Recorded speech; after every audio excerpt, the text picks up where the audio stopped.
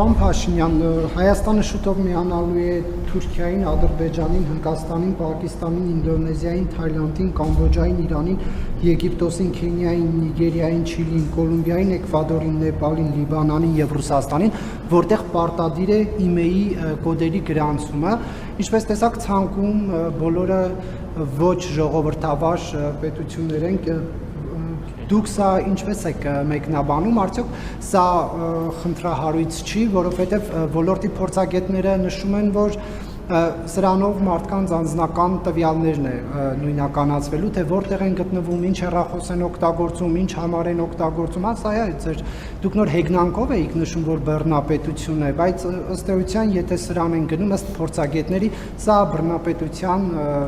դեպի բռնապետություն գնացող լավ օրինակ է եւ դատական ոլորտի հետ կապված վարչապետ Երվանդ Խունդկարյանը կարծեք թե ամենալավ օրինակն է, թե ինչպիսի վետինգ իրականացրեցիք, որովհետեւ դուք հայտարարեցիք, որ այն դատավորները, որոնց պատճառով մի այդ վճիռներ են ընդդեմ Հայաստանի Հանրապետության կայացվել, պետք է հեռանան կամ հեռացվեն, ձեր այդ հայտարարությունից հետո պարոն Խունդկարյանը նշանակվեց սահմանադրական դատանի դատավոր, ընդ որում ձեր քաղաքական ուժի խմբակցության կողմ քվեներով, սա ինչպես կմեկնաբանեք, սա է ձեր արած վետինգը։ Ուրեմն Հայաստանում կա բջջային հեռախոսների միլիարդների ստվերային շրջանառություն եւ պարզավոր այդ միլիարդները ստացողները հիմա այդ միլիարդների հարյուրավոր միլիոնները ծախսելու են լոբինգ անելու, որ այդ ես մարդկանց անձնական տվյալները հավաքելու են։ Մենք այդ հարցում լինելու ենք հրապարակային եւ թափանցիկ։ Եվ եթե չլինեն երաշխիքներ, որ մենք մարդկանց անձնական տվյալները ձեր ասածի համատեքստում չենք հավաքելու եւ չենք օգտագործելու, մենք այդ համակարգը չենք ներդնի, բայց մենք ակնկալում ենք նաեւ որ փորձագիտական հանրությունը, այդ թվում լրագրողները մեզ ասեն, թե ստվերային շուկայի դեմ ինչպես է պետք պայքարել։ Եվ ընդ որում մաքսային մասով գրպանով մարդիկ բերում են, գրպանով մարդիկ բերում են։ Հենց սահմանափակում չկա։ Գրպանով մարդիկ գնում են, գալիս են, բերում են, գնում են, գալիս են, բերում են։ Հիմա մարդկանց բոլոր գրպանները հաթած ստուգենք, պետք է ասեք, բռնապետական երկիր է, մարդկանց գրպաններն են մտնում։ Մենք չգիտենք ոնց է դա տեղի ունենում։ Ինչքան կարելի է ձևացնել, թե մենք չգիտենք, թե ինչ է կատարվում Հայաստանում։ Գնանք փակենք խանութները, փակում ենք, ասում ենք,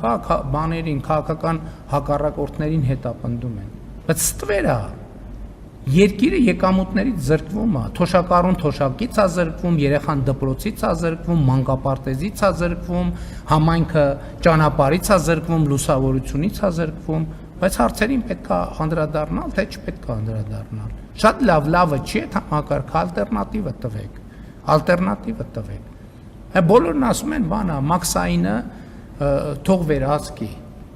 Մաքսայինում աշխատավարձեր ենք բարձրացնում, որ հակակոռուպցիոն ասում են, վայ, մաքսայինի աշխատավարձերը բարձրացրի։ Եվ այլն եւ այդպես շարունակ։ Կամ այնտեղ որտեղ մարդու գործոնի վրա է թողնվում, միշտ էլ գտնվելու է մարդ։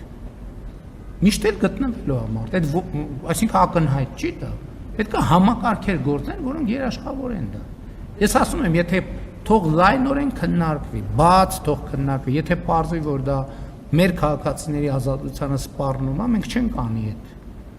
Բայց հարցին պետք է պատասխանենք, այդ ոնց շուկայի վերահսկողությունը ոնց պետք է անենք։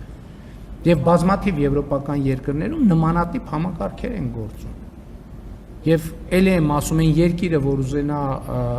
ինչ որ տվյալ հավաքի եւ այլն, պետությունը միշտ եթե ուզենա կարող է գտնել լծակներ։ Եթե ուզենա կարող է այնպես անել, սկի դրա մասին չկռահենել։ Խոսքը դրա մասին չի, միլիարդներից վերային ապօրինի շրջանառությունն է տեղի ունենում։ Ձեզնից են գողանում, բոլորից են գողանում, քաղաքացիներից են գողանում։ Այս խնդրի մասին է խոսքը։ Ինչ վերաբերում է դատական համակարգին, այսպես թե այնպես դատավորները անձեռնմխել են, թե եւ Ցկյանս պաշտոնավարում են։ Այսինքն անկախ նրանից որտեղ են պաշտոնավարում են։ Շնտրվել կրներ վճռաբեկ պալատի նախագահ, այսինքն ինչ։ Այսինքն ինչ եք մի անձի վրա կենտրոնանում։ Լավ եք անում։ Ես էլ եմ ասում օրինակով, շատ լավ համադրական դատարանի անդամ չի, վճռաբեկ դատարանի նախագահ։ Okay։ Լուծվեց մեր։ Բայց ինչի՞ն է։ Ինչի, ասենք մենք մի քանի անուններ ենք տենց դրել, հրապարակ ու անընդհատ իրենց թիրախավորում ենք։ Այն որ բազմաթիվ նախկին պաշտոնյաների որ զավակներ, փեսաներ, հարսներ եւ այլն դատավորեն, այդ չենք նրանց անունը ոչ մեկ չգիտի։ Որովհետեւ ոչ լրատվամիջոցներն են նրանց անունները տալիս, ոչ մեկ նրանց անունը չի տալիս։ Իսկ նրանց համար իրանք այդտեղ չեն, այսինքն մի քանի լրատվամիջոցները, այդ թվում լոբինգներով ինչ որ մարդկանց, ինչ որ մի քանի անուններ են դուրս բերել, ու սենց ասում են վայ այս մեկը, վայ այն մեկը։ Այսինքն այդ երկու անունը ու հիմնականում դիպուկ չեն այդ անունները։ 10, հա? Հրապարակենք պետք է ասեք դատական համակարգի վրա ճնշումներ են գործադրում, չպետք է ասեք։ Հենա նոր ասում եք հրապարակային բան եք տալիս, հրահանգներ եք տալիս։ Հրապարակենք պետք է ասեք մարդկանց թիրախավորում ենք, դատավորները պաշտպանված են։ Չեք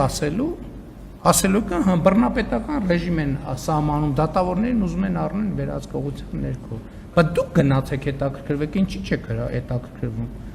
Ում դուստրերն են, ում որդիներն են, ում փեսաներն են, ում հարսներն են։ Ինչի չեք անում։ Բա հետաքննեք։ Բայց եմ ասում, գուցե խնդրահարույց չեն, բայց ձեզ համար եւ ոչ միայն ձեզ համար խնդրահարույց չեն։ Պարոն Մակարյան, թույլ տանք մեզ գործընկերների հարցերը։ Լսեք, այդ ոնց է դուք գիտեք Աննա Հակոբյանը երբ ոնց է ջղայնացել։ Ինչ է ասել։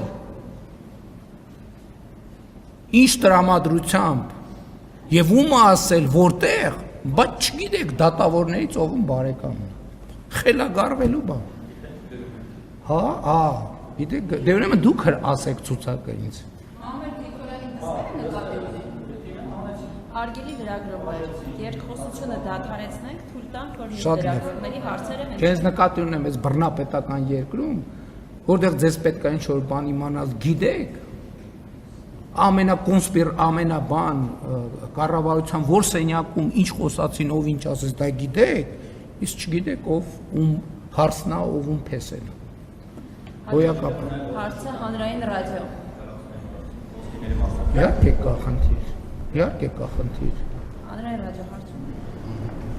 Բայց ուրիշ խնդիր է կա, ես ասում եմ 2017 թվի համեմատ 2025-ին բյուջեի հարկային եկամուտները 135%-ով աճել են։ 135%-ով։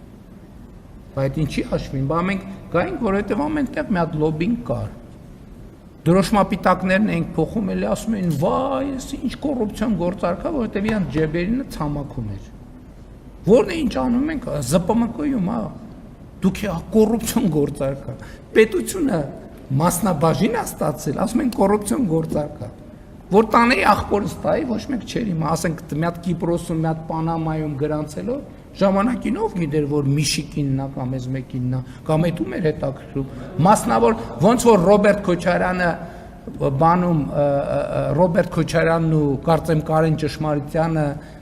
բանի հաղթանակ զբոսայգում օտարերկրյա ներդրումներ են արել։ Մի հատ էլ բանի, ասենք, մի հատ էլ Ժորժիկի բերել են բանը, երևի միջազգային բոմժ կոստյում գալստուկ էին առել կանգնեցրել, ինքն էլ միջազգային ներդրողներ, սենց կանգ լրագրողներն էլ սենց նկարում էին, հա միջազգային ներդրողը եկել է։ Ասենք ոնց որ ձեռ առնեք իսկականից։